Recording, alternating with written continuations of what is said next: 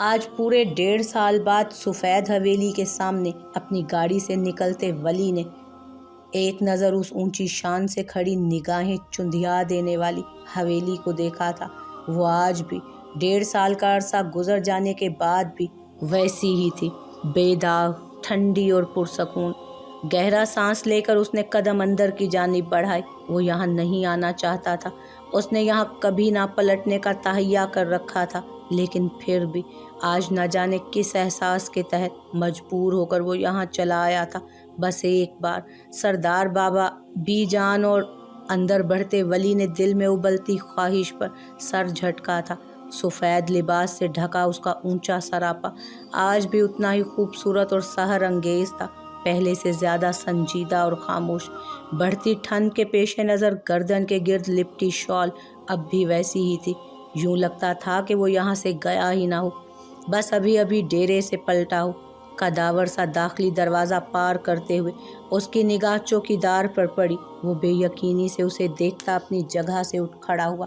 ولی مسکرا کر آگے بڑھا، چوکیدار بھاگ کر اس سے لپٹ گیا، ساتھ ساتھ وہ شاید رو بھی رہا تھا۔ اس نے مسکرا کر اسے خود سے الگ کیا، پھر گردن ذرا جھکا کر اس کی بوڑھی نم سی آنکھوں کو دیکھا۔ آپ کہاں چلے گئے تھے؟ آپ کے جانے کے بعد اس حویلی میں کچھ بھی ٹھیک نہیں ہوا۔ آپ کو یہاں سے نہیں جانا چاہیے تھا صاحب، آپ نے غلطی کی یہاں سے جا کر۔ اپنے آنسو لرزتی انگلیوں سے صاف کرتا برسوں پرانا چوکیدار زارو قطار رو پڑا تھا۔ اس کی پیشانی پر یکدم فکر ابھری، ایک نظر سفید ستونوں پر جمی حویلی کو دیکھا، دل جیسے کئی خدشوں سے گھبرا کر پھڑپھڑایا تھا۔ آپ کیسے ہیں گل بابا؟ میں تو ٹھیک ہوں صاحب، لیکن اس حویلی میں اب کچھ بھی ٹھیک نہیں ہے، خدا کا واسطہ سرکار اب یہاں سے کہیں مت جائیے گا۔ اس نے بمشکل مسکرا کر ان کی پیٹھ تھپکی، پھر تیزی سے آگے بڑھا۔ دل دھڑک رہا تھا اور سانسیں اب شاید کسی بوجھ کی وجہ سے مشکل سے چل رہی تھی۔ داخلی دروازے کے اندر قدم رکھتے ہی وہ لمحے بھر کو ساکت ہو گیا تھا۔ باہر سے بالکل ٹھیک ٹھاک نظر آتی یہ حویلی اندر سے گہری ویرانیوں میں ڈوبی تھی۔ اس نے چہرہ گھما کر در و دیوار سے ٹپکتی وحشت کو دیکھا اور پھر بند ہوتے دل کے ساتھ آگے بڑھا۔ اتنی خاموشی، ایسی گہری خاموشی تو اس حویلی کا حصہ کبھی نہیں تھی۔ کوئی خالی پن سا تھا جس نے حویلی کو اپنے آسیب زدہ سے حصار میں جکڑ رکھا تھا۔ لاؤنج ویران پڑا تھا، یوں لگتا تھا جیسے یہاں کبھی کوئی انسان رہے ہی نہ ہو۔ وہ ساکت نگاہوں سے ویران پڑے لاؤنج کو دیکھے گیا۔ بہت سے منظر جیسے نگاہوں کے سامنے لہرائے تھے، بی جان کی زندگی سے بھرپور آوازیں، عمل کا ان صوفوں پر پیر چڑھا کر بیٹھنا، سردار بابا کی مسکراہٹ، سب جیسے گزرتے وقت کی دھول میں دھول بن کر رہ گئے تھے۔ اسی لمحے نورا کچن سے نکلی تو اسے اس طرح ساکت و جامد کھڑے دیکھ کر ٹھٹک کر رک گئی۔ آنکھوں میں ڈھیروں بے یقینی لیے وہ چند پل اسے دیکھے گئی۔ اس نے بمشکل مسکرا کر سلام کیا۔ وہ جو اس کی موجودگی میں مبہوت ہوئی کھڑی تھی، سلام کرنے پر یکدم جاگی، پھر مزید اس سے کوئی بھی بات کیے بغیر اس نے رخ سردار بابا کے کمرے کی جانب پھیرا تھا۔ اسے بس اب جلد از جلد بی جان اور سردار بابا کو دیکھنا تھا۔ کمرے کے باہر پہنچ کر اس نے جیسے ہی دروازہ بجانے کے لیے ہاتھ اٹھایا تو اس کا ہاتھ ہوا میں ہی معلق رہ گیا۔ کوئی دروازہ کھول کر باہر نکل رہا تھا۔ وہ بے اختیار چند قدم پیچھے ہٹا۔ نقاہت زدہ سے زمان نگاہوں پر لگا چشمہ درست کرتے باہر نکل رہے تھے۔ اسے یوں سامنے دیکھ کر وہ بھی جیسے اپنی جگہ پر ٹھہر سے گئے تھے۔ انہیں لمحے بھر کو اپنی آنکھوں پر یقین ہی نہیں آیا تھا، اور یقین تو اسے بھی نہیں آ رہا تھا زمان کو ایسے دیکھ کر۔ اتنے کم عرصے میں وہ اتنے بوڑھے اور کمزور لگنے لگے تھے کہ ولی کا دماغ ان کی پچھلی شخصیت کا اثر دھواں بنا کر فضا میں تحلیل کرنے لگا تھا۔ ولی، ان کے لب بے آواز ہلے تھے۔ وہ ایک جھٹکے سے آگے بڑھا اور ان کے گلے لگ گیا۔ سردار بابا اب تک بے یقین تھے، انہیں سمجھ نہیں آ رہا تھا کہ کیا ہو رہا ہے۔ اس کی مضبوط پشت پر اپنے کانپتے ہاتھ رکھتے ہوئے ان کی آنکھیں بلا اجازت بہنے لگی تھیں، اور پھر وہ یکدم پھوٹ کر رو دیے، بالکل بچوں کی طرح۔ وہ بوکھلا کر ان سے الگ ہوا۔ سردار بابا واقعی بوڑھے ہو گئے تھے۔ کیا ہوا سردار بابا؟ یہ سب اتنا بدلا بدلا کیوں ہے؟ سب ٹھیک تو ہے نا؟ اور بی جان تو ٹھیک ہے نا بابا؟ सरदार बाबा ने चश्मा हटाकर अपने आंसू साफ किए और फिर चश्मा निगाहों पर जमा कर दोबारा उसे देखा। वो आंखें फैलाए उन्हीं को देख रहा था। उन्होंने उसे हाथ से थामा और अंदर कमरे की जानिब बढ़ गए, लेकिन फिर वो दरवाजे के पास ही रुक गए थे। सिर्फ वली था जो सुन्न होता वजूद लिए आगे बढ़ रहा था। बिस्तर पर कोई बहुत कमज़ोर सा वजूद लिए खातून लेटी थी। उन्होंने आंखें मूंद रखी थी। चेहरा कमज़ोरी के बाइस जर्दी माइल हो रहा था। आंखों के नीचे गहरे हल्के भीगी भीगी सी पलकें, जैसे वो थोड़ी देर पहले ही रो कर सोई हो। हाँ, बिलाशुबा वो बीजान ही थी, उसकी चमकती दमकती सी बीजान। वो आहिस्ता से उनके बराबर में बैठा, आहिस्ता से हाथ आगे बढ़ाकर उनका चेहरा छूना चाहा तो उन्होंने यकदम अपनी आंखें खोली। किसी के लम्स के एहसास ने उन्हें जगा सा दिया था। वो उसे देखते ही बेयकीनी के समंदर में जैसे डूब कर उभरी थी। उसने उन्हें हाथ देकर उठाया और फिर बीजान को तो जैसे बरसों बाद कंधा मयस्सर आया था। उससे लिपट कर वो अपना हर गम रो लेना चाहती थी। वली, मेरा बच्चा, मैंने तुझे बहुत याद किया। वली, तू कहाँ चला गया था हमें छोड़कर? हम पर क्या क्या सितम टूटे तू नहीं जानता वली। सब खत्म हो गया है, सब कुछ। वो उसके मजबूत हिसार में सिमट कर रोए जा रही थी और वो खामोशी से उन्हें थपक रहा था। उसे समझ ही नहीं आया था कि क्या कहना चाहिए और क्या नहीं। उसका जहन माऊफ होता जा रहा था। हम बहुत थक गए हैं, ये दिन रात ऐसी तन्हाई में काटते हैं वली, हम सब थक गए हैं। अब अगर तू आ गया है तो हमें छोड़ कर ना जाना। यहाँ तेरे जाने के बाद सब खत्म हो गया था, सब कुछ। उनकी हिचकियाँ बंधी तो उसने उन्हें नरमी के साथ खुद से अलग किया। उनके बूढ़े से चेहरे पर हाथ फेर कर आंसू साफ किए। मैं अब आ गया हूँ बीजान, देखिएगा, मैं अब सब ठीक कर दूंगा, सब ठीक हो जाएगा, कुछ भी नहीं बिगड़ेगा। उसके हाथों पर अपना चेहरा टिकाकर वो बेतहाशा रोई थी। जमान अब तक दरवाजे के साथ ही खड़े थे। फिर उसने बीजान को आहिस्ता से लिटाया, उठकर उन पर चादर डाली। वो निगाहें घुमा घुमा कर उसे देखती थी। उनकी निगाहें जैसे तरस गई थी उसको देखने के लिए। वो उनके पास ही बैठा उनसे छोटी छोटी बातें करता रहा। दवाइयों का असर था कि वो कुछ ही लम्हों में सो गई थी। जमान ने उसका हाथ थामा और दरवाज़ा आहिस्तगी से बंद करते उसे अपने साथ लाउंज में ले आए। वो उस सर्द सी खामोश हवेली को देखकर हैरान हुए जा रहा था। आखिर उसके जाते ही ऐसा क्या हो गया था कि सब कुछ इस कदर वीरानी में डूब गया था, डूब चुका था। लाउंज में खामोशी से बैठे उसने भाप उड़ाती चाय को खाली खाली निगाहों से देखा और फिर सरदार बाबा की जानिब निगाह उठाई। उसकी निगाहों में मचलते बेशुमार सवालात को देखकर वो थका थका सा मुस्कुराई। बीबी तो खुश है ना अपने घर? उसने चाय का कप उठाए, लहजे को हत्तुल इम्कान सरसरी रखा, लेकिन फिर जमान की खामोशी पर चौंक कर उसे देखा और फिर जमान की खामोशी पर चौंक कर उन्हें देखा। क्या खुश नहीं है? उसका दिल रुका था। वो इस घर से कभी रुखसत होकर गई ही नहीं थी वली। और जमान के जवाब पर उसे ऐसे लगा कि गोया हवेली की पूरी छत उसके सर पर आ गिरी हो। उसकी पूरी दुनिया गोया एक ही नुक्ते पर साकित हो गई थी। हाँ वली, वो कभी इस घर से रुखसत होकर गई ही नहीं थी। निकाह तो तुम जानते हो हमारे यहाँ पर दोपहर में ही कर दिया जाता है, रुखसती तो शाम को कहीं जाकर होती है। निकाह हो जाने के बाद नफीस और बख्तियार अपने दोस्तों के हमरा शहर गए थे, जहाँ उसके दोस्तों ने उन दोनों को ज़बरदस्ती वो हराम शय पिलाई। सरदार बाबा जैसे बोलते बोलते थकने लगे थे। वो पत्थर का मुजस्मा बना बिना पलकें झपकाए उन्हें देख रहा था।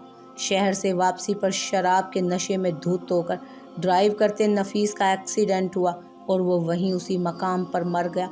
लेकिन साथ बैठे बख्तियार की टांगें हमेशा हमेशा के लिए माजूर हो गई।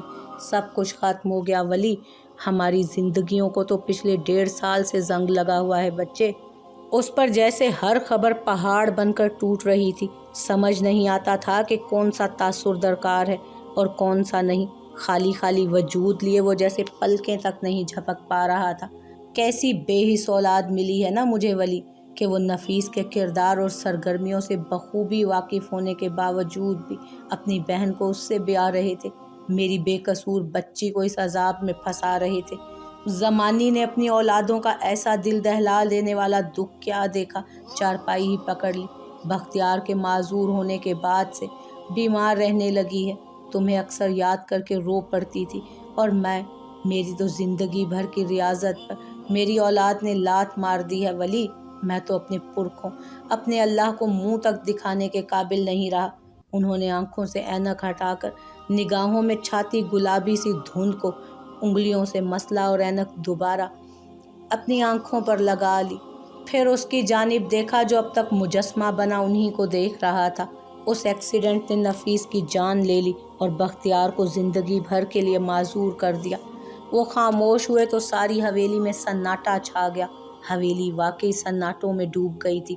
मेरी अमल, मेरी मासूम बच्ची वली, इस हादसे के बाद उसका कोई रिश्ता नहीं आया। लोग उसे मनहूस गर्दानते हैं कि वो निकाह होते ही अपने शोहर की ज़िंदगी को खा गई। न जाने लोग एक की सज़ा दूसरे को क्यों देते थे, एक के किए गए जुर्म की पादाश में दूसरों को क्यों तख्ता-ए-दार पर लटका देते थे। पहले दुनिया उसके माँ बाप के किए की सज़ा उसे देती रही और अब नफीस के किए की सज़ा अमल को सुनाई जा रही थी। जाने मुआशरे के ये जहर आलूद सोच कब बदलेगी, कब लोग एक के किए की सज़ा दूसरे को देना छोड़ेंगे। वो ताज्जुब से उन्हें देखता सोच रहा था, फिर गहरा सांस लेकर अंदर की कसाफत को कम किया। मुझे बख्तियार से मिलना है सरदार बाबा।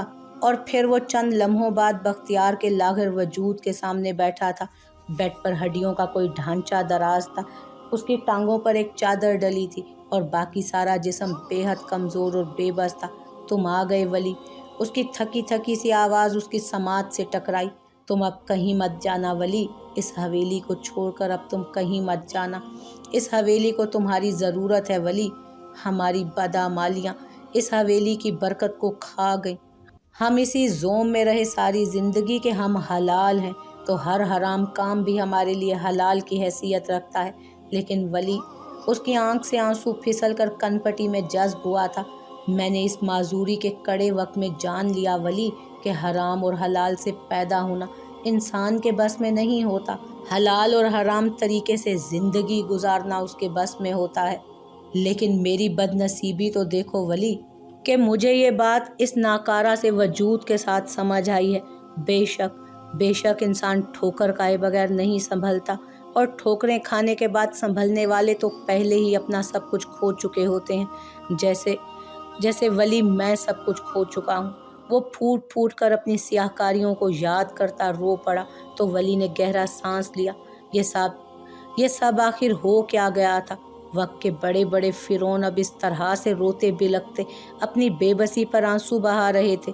उसके सामने उसकी सारी रौनक, सारा तकब्बुर, सारा जाहो जलाल खाक हुआ पड़ा था। वली चुपचाप गहरे अफसोस के साथ उसे देखे गया। उसने जिनसे इंतकाम लेने के बारे में सोचा भी नहीं था, कुदरत ने उसका इंतकाम उनसे भी ले लिया था। बख्तियार की छोटी बेटी और उसकी बीवी की बेबसी देखकर उसे बहुत अजियत हुई थी। तकलीफ के एक गाढ़े से एहसास ने लम्हों में उसके जिस्म का अहाता किया था। लम्हों बाद अपनी आंखों से हाथ हटाने के बाद बख्तियार ने उसकी जानिब अपना लरसता हाथ बढ़ाया तो उसने बेख्तियार उसका हाथ थाम लिया। वो ज़ारो कतार रो रहा था। उसे सारी ज़िंदगी अब रोना ही था। बेड के साथ लगकर खड़ी शाजिया भी अपने शोहर की बेबसी पर आंसू बहाने लगी और वो खामोशी से उसका हाथ थामे बैठा हुआ था। मैं अमल बीबी से निकाह करना चाहता हूँ सरदार बाबा। उसका लहजा मजबूत था। जो बदअमल नहीं होते उनके लहजे अटल ही हुआ करते हैं। सरदार बाबा चंद लम्हे उसे देखते रहे और फिर उन्होंने उसे भींच कर गले लगा लिया था।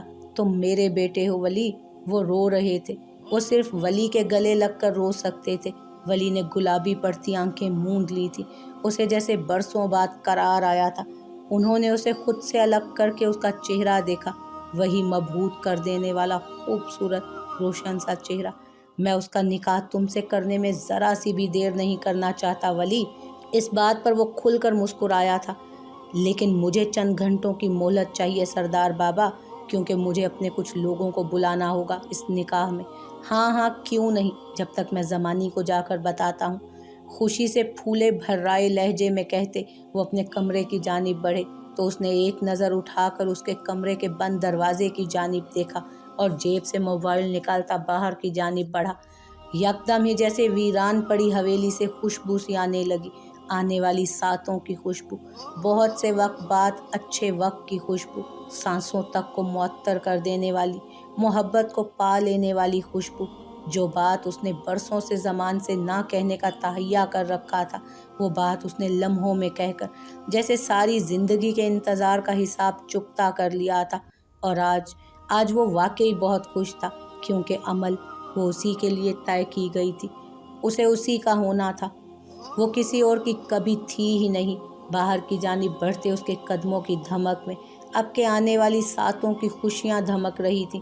क्या वक्त ऐसे भी पलट जाता है, ऐसे यूं लम्हों में, इससे भी जल्दी पलट जाता है। हाँ वली, असगर की मसरूफ़ सी आवाज़ सुनाई दी थी उसे। असगर यार, मैं शादी कर रहा हूँ। हैं? शादी के लिए एक अदद लड़की की भी ज़रूरत होती है मोहतरम, वो कहाँ से लाओगे? वो उसी वक्त वर्कआउट करके फारिग हुआ था और अपनी गर्दन पर आया पसीना तौलिए से साफ करता पानी की बोतल मुंह को लगा गया था। लड़की है, मैं अमल बीबी से शादी कर रहा हूँ।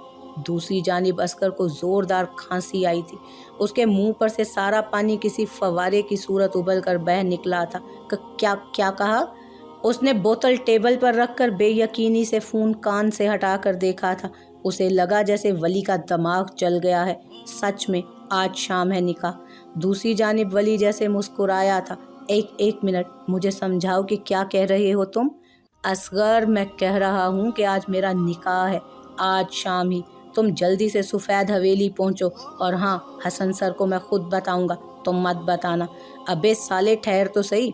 लेकिन वली फ़ोन रख चुका था। वो जल्दी से अपने कमरे की जानिब भागा। उसे अभी अपना कुर्ता भी इस्त्री करवाना था। दांत पीसता वो उजलत में अपनी वार्डरोब खोले अब कुर्ता तलाश कर रहा था। और एक तो उसकी वार्डरोब जिसमें हमेशा जलजला ही आया रहता था, दूसरी जानिब अपने ऑफिस में बैठे हसन साहब सामने विराजमान किसी उधेड़ उम्र वकील से केस डिस्कस कर रहे थे। यकदम फ़ोन बजने पर उस तरफ मुतवज्जो हुए। ऐसे मीटिंग के दरमियान वो फ़ोन नहीं उठाया करते थे, मगर वली की कॉल को नज़रअंदाज करना उन्हें आता ही नहीं था। हाँ कहो वली, अगली बात सुनकर वो सीधे हुए। अच्छा, ओहो, कब तक है निकाह? आज शाम। चलो बस ठीक है, मैं पहुंचता हूँ। फ़ोन कान से हटाकर मुस्कुराते हुए अब वो कोई दूसरा नंबर डायल कर रहे थे। उन्हें जैसे ये भूल गया था कि कोई बाकिर साहब भी उनके सामने बैठे हैं। उन साहब ने उन्हें नासमझी से देखा। हसन ने चेहरा उठाकर उन्हें देखा और फिर उजलत में उठ खड़े हुए। बाकिर, हम इस केस को बाद में डिस्कस करेंगे, अभी मुझे एक ज़रूरी जगह पहुंचना है, मैं बाद में बात करता हूं तुमसे। फ़ोन कान से लगाते वो जल्दी से बाहर की जानिब बढ़े तो हवन्नक बने बाकिर साहब भी फाइलें समेटते उनके पीछे बाहर भागे। कांता बस अभी स्टाफ रूम से निकलकर जैन को लेने उसकी क्लास की जानिब बढ़ रही थी कि उनके हाथ में पकड़ा फ़ोन यकदम बज उठा। धूप के बाइस उन्होंने आंखें सुकेड़ कर फ़ोन की स्क्रीन पर हाथ का छज्जा बनाकर रखा और फिर वली का जगमगाता नंबर देखकर जैसे उनके चेहरे पर मुस्कुराहट खेलने लगी थी। उन्होंने कॉल रिसीव की और अंदर की जानिब बढ़ी, लेकिन फिर अगले ही लम्हे ठहर भी गईं। आंखें फैल गई थीं और लब वाह थे। कब है निकाह और ऐसे अचानक कहाँ पर है? उन्हें समझ नहीं आया कि वो क्या पूछना चाहती हैं। अमल ज़मान। ओके, बस मैं निकलती हूँ कुछ देर में। फ़ोन कान से हटाकर पूरे दिल से मुस्कुराती हुई वो जैन को लेने उसकी क्लास की जानिब भागी थी। वली और अमल का निकाह, या अल्लाह, उनका निकाह, इतनी सारी खुशियाँ। उनका बस न चलता था कि उड़कर सफ़ेद हवेली पहुंच जाएं। अब वो जैन को लिए तेज़ी के साथ कदम उठा रही थी और जैन गर्दन उठाए उनसे एक ही सवाल कर रहा था, मामा हम कहाँ जा रहे हैं? बेटा, वली की शादी है। शादी? वही ना जिसमें दुल्हन होती है। उसे बस शादी की एक यही निशानी याद थी। तेजी के साथ कदम उठाती कांता हंस पड़ी थी। मोहसिन जो अपने कैबिन से ब्रेक टाइम में कॉफ़ी पीने निकला था, बजता फ़ोन जेब से निकाल कर अब चलते हुए साथ साथ कॉफ़ी के घूंट भी भर लेता था। जी वली सर। अंदाज की लापरवाही जैसे पल में सिमटी थी। कॉफ़ी उसकी बेवक्त की कॉल पर हाथ से छूटकर गिरते गिरते बची थी। शादी? लेकिन ये किस तरह का इनविटेशन है? कॉफ़ी झुककर एक टेबल पर रखते अब वो पूरी तरह से फ़ोन की जानिब मुतवज्जो था। लेकिन अगले ही लम्हे उसे भी कॉफ़ी उठाकर भागना पड़ा, क्योंकि वली का निकाह तो 2 घंटों बाद ही था। उसने मुस्कुराकर एक आखिरी फ़ोन कॉल मिलाते हुए दूर सब्ज़ाज़ार को देखा था। जासिम, जो उसी वक्त सर्जरी रूम से एक तवील और थका देने वाली सर्जरी करके निकला था, ऑफिस में बजता फ़ोन देखकर ग्लव्स उतारता उधर पलटा। हाँ वली, उसने झुककर एक फाइल भी उठा ली थी। क्या? क्या? कब? लेकिन इतना जल्दी? अच्छा मेरी बात तो सुनो। मगर अजल का अक्खड़ सा इंसान उसे मज़े से दावत देकर फ़ोन रख चुका था। उसने गुस्से से फ़ोन को घूरा और अपना कोट उतारकर हाथ में लेता बाहर की जानिब बढ़ा। ये वली और असगर दोनों किसी दिन ऐसी नागहानी खबरें देने पर मार खाएंगे मुझसे। कार का दरवाज़ा खोलकर अंदर बैठते वो अब गाड़ी घर की जानिब मोड़ रहा था। वो बिलाशुबा सबका वर्किंग डे था जिसे वली अहमद अच्छी तरह से बर्बाद कर चुका था, लेकिन उसे फिर भी पता था कि वो सब ज़रूर आएंगे, उसकी खुशियाँ देखने तो ज़रूर ही। मुस्कुराकर सर झटकते अब वो अंदर बढ़ रहा था। उसके अंदर का अजली सा बेजारपन और स्पाट सा तासुर जैसे उस थोड़े अरसे में सब्ज़ाज़ार की फ़िज़ा में तहलील होकर गुम हो चुका था। और इस बार जो वली था वो मुस्कुरा रहा था, वो जो मुस्कुराने वाली किसी भी बात पर नहीं मुस्कुराया करता था, अब इस तरह मुस्कुरा रहा था बगैर किसी बात, बगैर किसी वजह के। अमल ने ठंडी पड़ती ज़ोहर में नमाज अदा की और खामोशी से जाए नमाज पर बने फूल बूटों को देखे गई। वही जाए नमाज पर नमाज पढ़कर बैठे रहने की आदत, उसकी शहद रंग आंखें खामोशी के ज़ेरे असर लगती थीं और वजूद पर जमा ठहराव जैसे उसने सालों की तवील मेहनत से हासिल किया था, जिसको हल्के गुलाबी से रंग के कमीज शलवार में मलबूस उसका दमकता सा रूप आज भी उतना ही हसीन था जितना 1.5 साल पहले था। वो कांच सा वजूद, वो मनमोहनी सी सूरत और सुनहरी पलकों की बाढ़ से सजी आंखें। उसने दुआ के लिए हाथ उठाए और फिर ना चाहते हुए भी सबसे आखिर में वली के लिए दुआ करती जाए नमाज समेट कर उठ खड़ी हुई। पिछले 1.5 सालों में उसका जितना वक्त अपने कमरे में गुजरा था, इतना वक्त तो शायद उसने कहीं गुजारा हो। अपने हल्के नम बालों को दुपट्टे से आज़ाद करते हुए उसने सूख कर रेशम होते बालों में ब्रश फेरा। अगले ही लम्हे उसके कमरे का दरवाज़ा बजा तो वो चौंक कर पलटी। सामिया दरवाज़ा खोले खड़ी थी। उसे ऐसे देखकर वो खुशगवार हैरत से पलटी। सामिया, यूं ऐसे अचानक? सब खैरियत तो है ना? उसे इतनी हैरत नहीं होती अगर जो वो सिर्फ 2 दिन पहले ही मिलकर ना गई होती उससे। सामिया तेज़ी से आगे बढ़ी और उसे गले लगा लिया। अमल ना समझी से मुस्कुरा दी। मुबारक हो, उसे दोनों कंधों से थाम कर सामिया ने नम आंखों के साथ कहा। तो उसने अब वाज़े तौर पर ना समझी से उसे देखा। क्या हुआ है सामिया, और मुबारकबाद किस बात की? सामिया ने उसे एक बार फिर से ज़ोर से गले लगाया और अपना पर्स, चादर वगैरह आगे बढ़कर उसके बेड पर रखे, और अब तक ना समझी से वो उसी को देख रही थी। तुम वली से कितनी मोहब्बत करती हो अमल? उसने एकदम ऐसा सवाल किया तो अमल ने हैरत से उसे देखा। ये किस तरह का सवाल है सामी? तुम बताओ ना, कितना चाहती हो उसे? मैंने कब कहा कि मैं उसे चाहती हूँ? मैं नफरत करती हूँ उससे। उसने कड़वाहट से कहकर रुख तेजी से फेरा तो सामिया शरारत से लब दबाकर उसकी जानिब बढ़ी। सच में कितनी नफरत करती हो उससे? उसके पीछे से चेहरा ज़रा निकाल कर मासूमियत से उसने पूछा तो अमल ने दांत पीस कर उसे देखा। बहुत बहुत नफरत करती हूँ मैं उससे, बहुत ज़्यादा, बहुत से भी ज़्यादा। उसने बालों में ब्रश तेज़ी के साथ चलाकर उन्हें समेटकर जूड़े में लपेटा था। चेहरा गुस्से से सुर्ख होकर दहकने लगा, आंखें जब से नम पड़ने लगी। फिर भी कितनी? अब के वो उसके सिंगार आईने पर टिक कर बैठी उसका गुस्सा भरा चेहरा देख रही थी। अमल ने ब्रश टेबल पर पटका। मैं उससे हद दर्जा नफरत करती हूँ, हद से भी ज़्यादा, हर हद से ज़्यादा। अच्छा, सामिया ने समझकर गर्दन हिलाई। अमल अब बालों को तेज़ी से बल देती जूड़ा बना रही थी। और अगर मैं कहूँ कि वली अहमद मर जाए तो तुम क्या करोगी? इंतहाई मासूमियत से सवाल किया गया तो अमल के चलते हाथ यकदम साकित हुए। तड़प कर शहद रंग आंखें उठाई सामिया, उसे जैसे अंदर तक तकलीफ हुई थी। लम्हों में दिल कई गहराइयों में डूब कर उभरा था। ये ख्याल ही जानलेवा था कि अगर उसे कुछ हो गया तो, और उसके आगे तो सोचना भी उसने खुद पर हराम कर रखा था। यकदम उसे बाहर से शोर की आवाज़ सुनाई दी तो उसने सामिया को नासमझी से देखा। सामिया मुस्कुरा रही थी जैसे सब जानती हो। नीचे क्या कोई आया हुआ है? बालों को जूड़े में लपेट कर उसने उसे एक बार फिर पूछा तो सामिया ने कंधे उचकाए। उस पर एक दफा हो जाओ वाली निगाह डालकर उसने कमरे का दरवाज़ा खोला। दुपट्टा शानों पर फैलाती वो बाहर निकली। لیکن اگلے ہی لمحے جیسے ٹھنڈے سفید ماربل پر رکھے اس کے قدم برف ہو گئے تھے۔ سفید شلوار قمیض میں ملبوس بلا شبہ وہ وہی تھا، وہی جو اپنے ارتکاز ہی سے لوگوں کی سانسیں مسخر کر لینے کا فن رکھتا تھا۔ ہاں، وہ وہی تو تھا کہ جس کے دیکھنے کے لیے اس نے ہر روز خاموش دعائیں مانگی تھی، بس اسے ایک بار دیکھنے کے لیے۔ اور اب وہ لاؤنج میں کھڑا سردار بابا کے گلے لگ رہا تھا، ساتھ ہی بختیار بھی ویل چیئر پر بیٹھا اسے آسودگی سے دیکھتا، اس کی کسی بات پر مسکرا رہا تھا۔ بی جان، ہاں اس کی بی جان، جو اپنے بستر سے لمحہ بھر کے لیے بھی اٹھ نہیں سکتی تھی، اب ملازمین کو تیزی سے ہدایات دیتی دوڑا رہی تھی۔ ایک اس کے آ جانے سے حویلی میں جیسے زندگی لوٹ آئی تھی۔ یکا یک داخلی دروازے سے اسے کانتا داخل ہوتی نظر آئیں۔ اس نے حیرت سے ان کے سجے سنورے روپ کو دیکھا تھا۔ اب وہ لاؤنج میں بی جان سے گلے مل رہی تھی، ساتھ ساتھ جھک کر ولی زین کو بھی پیار کر رہا تھا۔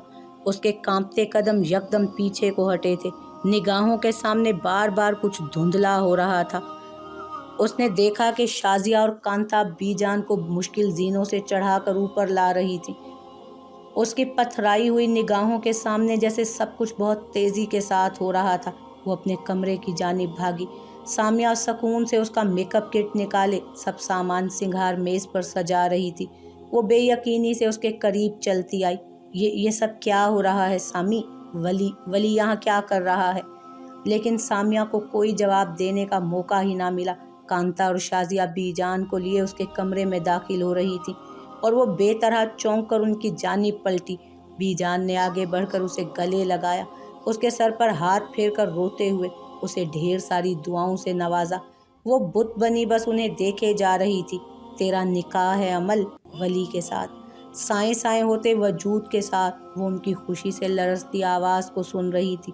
آنکھوں سے بہتے آنسو اور کھلا سا دمکتا چہرہ دیکھ کر اس کے سارے لفظ جیسے لبوں پر ہی دم توڑ گئے تھے، سارے دلائل جیسے اس سے گم ہو گئے تھے، کھو گئے تھے۔ بی جان شازیہ کے ساتھ واپس پلٹی تو کانتا نے آگے بڑھ کر اسے مبارکباد سے نوازتے ہوئے سنگھار آئینے کے سامنے بٹھایا۔ وہ خالی خالی سی بیٹھی رہ گئی۔ سامیہ نے اس کے جوڑے میں بندھے بالوں کو کھولا تو سیاہ آبشار جیسے کمر پر بکھرتی چلی گئی۔ وہ بلا شبہ اس سال کی سب سے خوبصورت دلہن بننے والی تھی، ولی کی دلہن، اس کی منکوہا۔ آئینے کے سامنے ظالم شہزادی اپنے تمام تر حسن کے ساتھ جگمگاتی ہوئی بیٹھی تھی۔ کانتا، سامیہ اور اب تو شازیہ بھی اسے تیار کرنے میں مشغول ہو گئی تھی۔ سب جیسے لمحوں میں ہی بدل کر کیا سے کیا ہو گیا